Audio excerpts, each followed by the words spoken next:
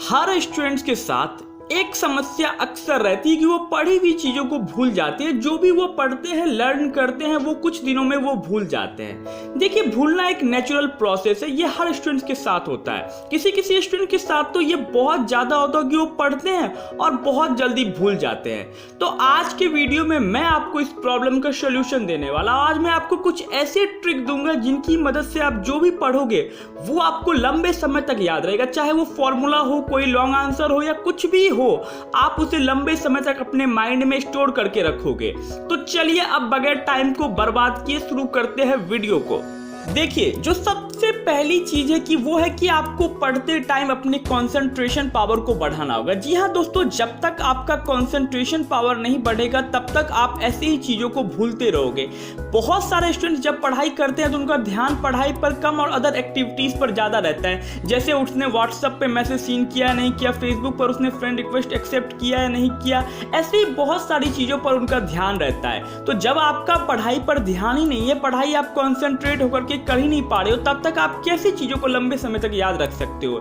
इसलिए आपको सबसे पहले पढ़ाई कॉन्सेंट्रेट होकर के करनी होगी। जब आप पढ़ो तो आपका अदर चीजों के बारे में आपको नहीं सोचनी है। आपको सिर्फ और सिर्फ उस सब्जेक्ट के बारे में सोचना है, उस टॉपिक के बारे में सोचना है। और आपको लगातार 2-3 घंटे तक नहीं पढ़ाई करनी है, क्योंकि अगर आप 2-3 घंटे तक पढ़ोगे तो आपका कॉन्सेंट्रेशन पावर टूटेगा ही टूटेगा। तो आपको क्या करना है, आपको 45 मिनट तक पढ़ना है, उसके बाद 15 मिनट का ब्रेक लेना है, फिर उसके बाद आपको 45 मिनट तक पढ़ना है और 15 मिनट का ब्रेक लेना है। इससे आपको पढ़ाई में इंटरेस्ट भी बढ़ेगा और आप बोरियत भी महसूस नहीं करोगे।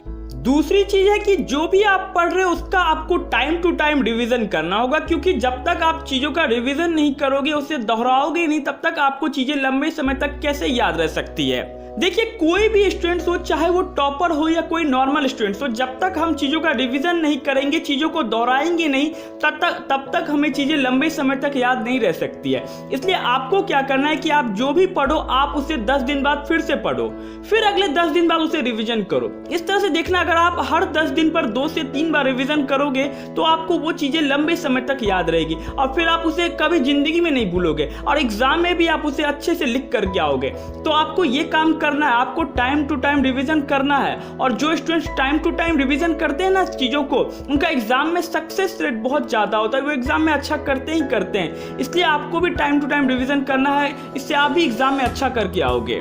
तीसरी चीज है कि आप जो भी पढ़ो उसे समझ करके पढ़ो, कंसेप्ट क्लियर करके पढ़ो। इससे आप उस चीज को कभी नहीं भूलोगे।